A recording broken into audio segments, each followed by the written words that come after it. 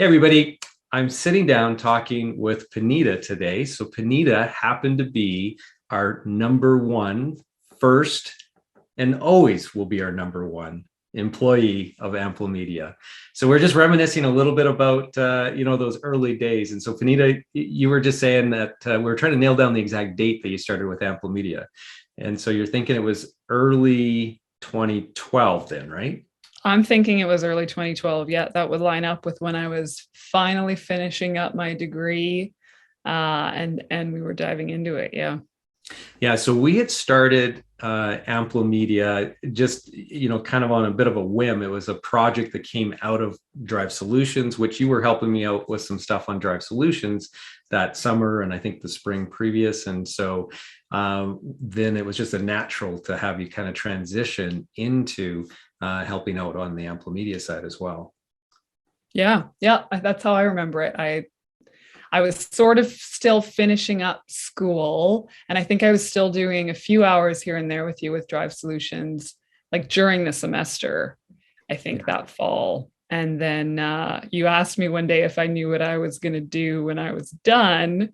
And when I said no, you were like, okay, we have a bit of an idea. And that was when you and Jason sat me down. Yeah. Yeah. And I think it was like at a coffee shop or probably a pub or something like that. And I think it was actually at your house. Oh, was it? Okay. I think so. Yeah. Yeah. And so we were just talking about, okay, so we got this crazy idea. It seems like there might be a potential market for explainer videos. And you're like, hell yeah, I've been dreaming about explainer videos. Yeah, I think first you had to explain to me and show me what an explainer video was. And then I was all over it. Yeah, so that was a little over 10 years ago, or right around 10 years ago now. And so it's amazing, right? So you were with Amplomedia for how long? Do you recall?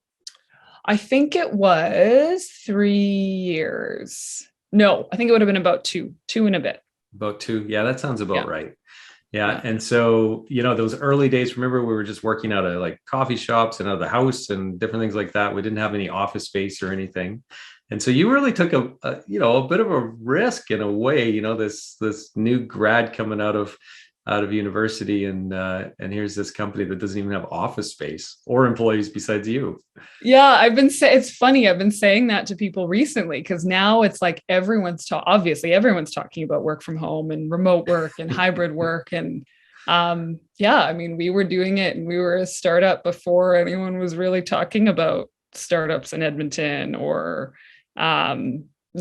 working from home and all that good stuff. So it was definitely a much less traditional path than a lot of my peers coming out of school. That's for sure.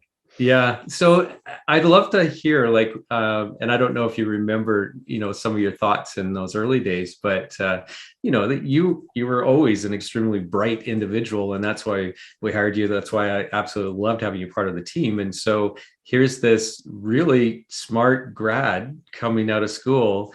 Why did you start, or why did you stick around, I guess, and decide that Amplomedia was the place where you wanted to start your career?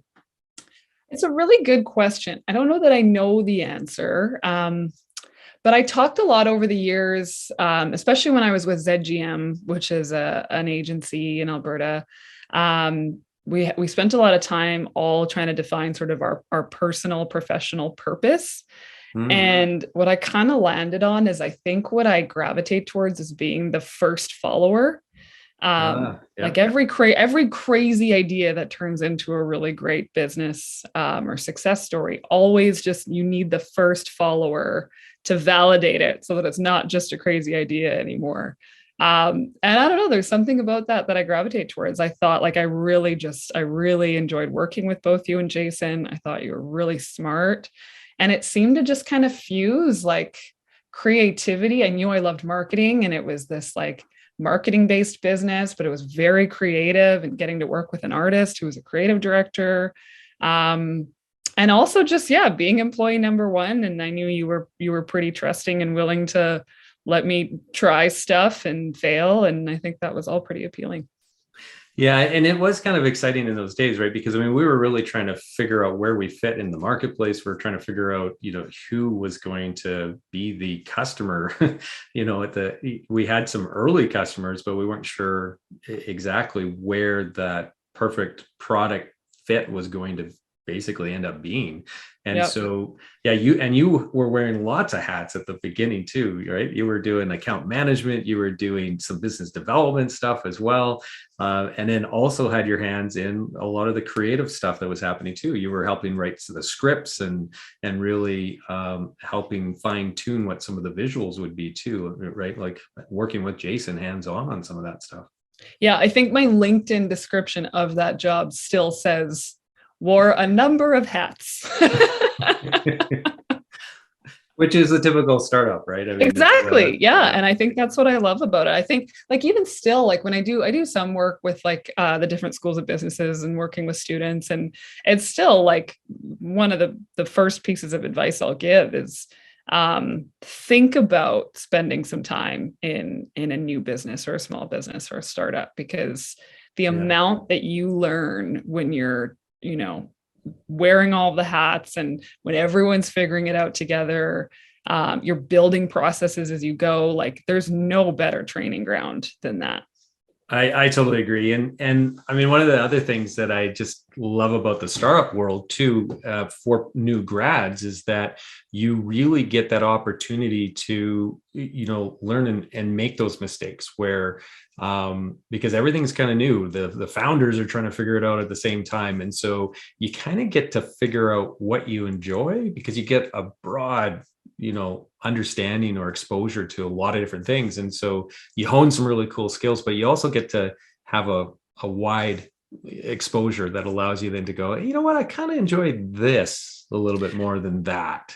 Yeah, absolutely. And that's what I think it ends up being a bit of a disadvantage. Yeah. When you go to like a big firm, is you end up in whatever role you're in. And if you're feeling like something isn't working for you, you have really limited options for how you can figure yourself out other than leaving the company. So yeah, totally. Well, I tell you, we were certainly blessed to have been able to have you as employee number one for sure, because I mean, we knew, like I said, how smart you were and just the capabilities that you had. And you've definitely blossomed into, quite the leader here in our city. And so, going through all the different roles you have with other agencies, and then now the executive director of the Downtown Business Association, which is a huge role here in our city that's going to really impact the overall fabric of our city, which is really exciting. So yeah, like when you look back on that path, like it's like, did you think you were going to be here at this age, at this point, 10 years later? Or are you like, damn it, I thought I was going to actually be the mayor by now. This is bullshit. Why am I honestly, I did not have a clue. You know this about me. Like I have always been terrible at goal setting, at like I'm a very, especially career-wise, like I'm very sort of I try to be open. I'm kind of a go with the flow kind of person. And so I've just been really lucky to have a lot of really interesting doors open. I think a lot of it's just like a willingness to walk through a door when it opens. But no, I didn't know this job existed 5 years ago, let alone 10 years ago. So I definitely I'm not anywhere that I would have expected to be right now. I do miss the marketing world for sure. And luckily a huge part of our organization is marketing downtown. And we just did a whole new brand for downtown that's never existed before. So I still get to dabble a little bit, but I do miss that side of the industry. Yeah. Do you remember any moments, anything in those early years at Amplomedia that really stick out in terms of memories at all? I think probably one of my favorite things was how much I got to work on my like public speaking and presentation chops. Yeah. Because when we were trying to do business development and figure out what we realized pretty early, like a big part of it was education. No one knew what we were offering or why they needed it. Like it was still like not everyone was even using video. for marketing. So yeah, I was like giving presentations at Startup Edmonton and at Business Link, and just like making it up as I went along. And so that was really cool. Like that really sticks out in my mind. And that's probably where I first realized that I kind of had a knack for public speaking and that I really enjoyed it. Yeah, you totally did, because I actually very distinctly remember the talk that you gave, or one of them, at the Business Link.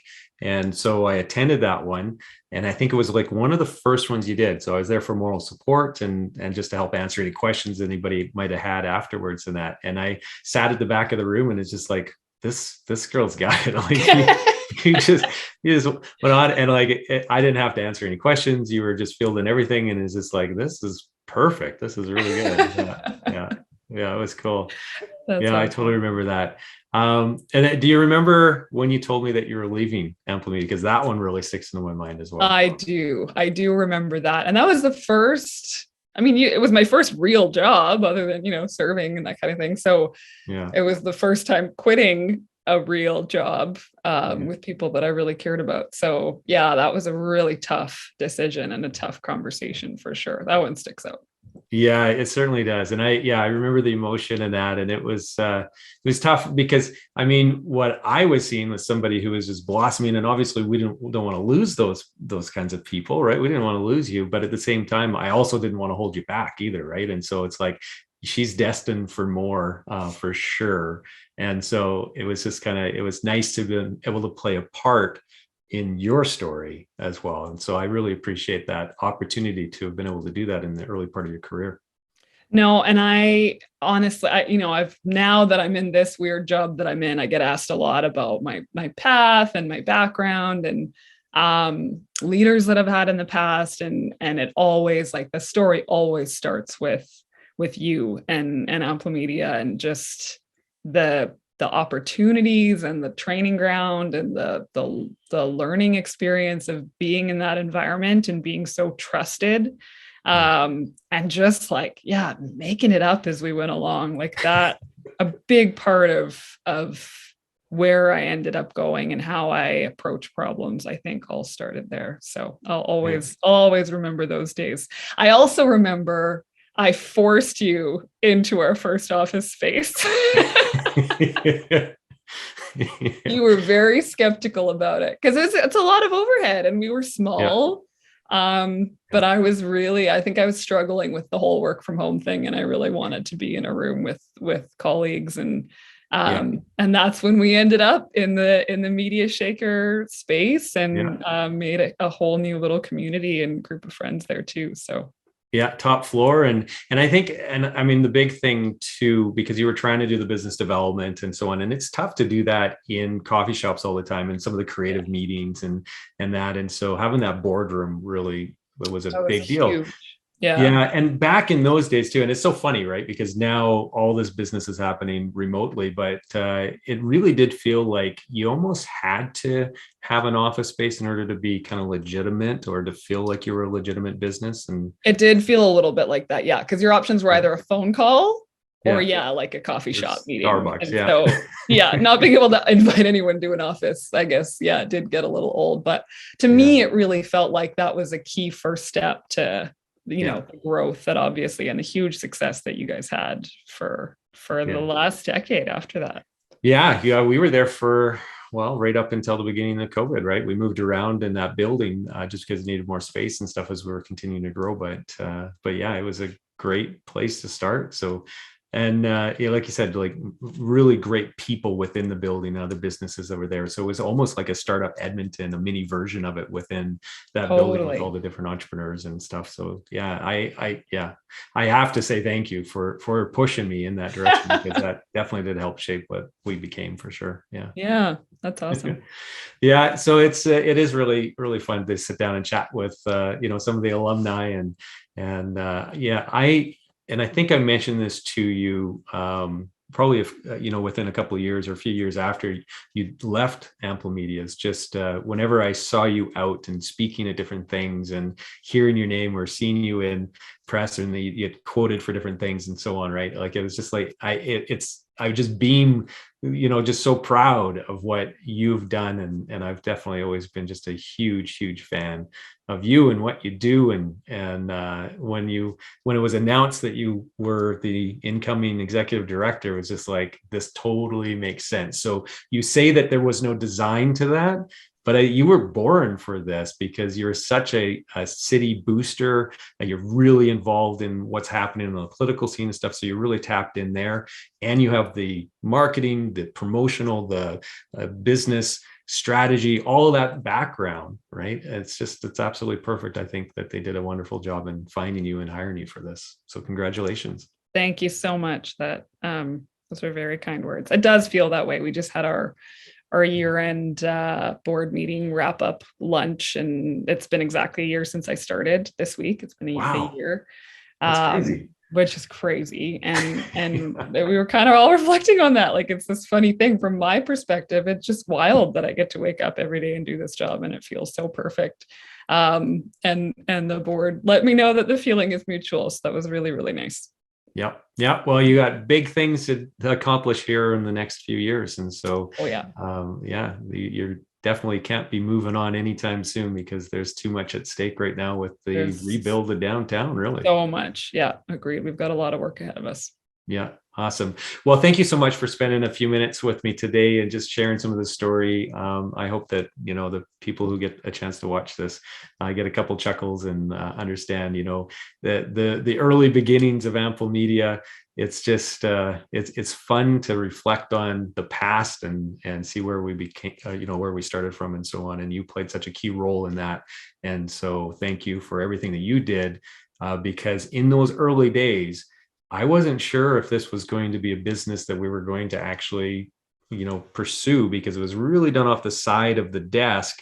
Right. And if it wasn't for you driving things and, being employee number one, and then us having to have some revenue, which really, lights a fire under one's butt to get out there and chase after business and keep this employee thriving and going, I don't think we would have actually continued on. So it was really because of the fact that we had an employee and we had the commitments that we'd made in that. And so that's what kept things going in those early days. So you're really, truly not only the first one, but really probably the reason why it's still around today. So thank you for that.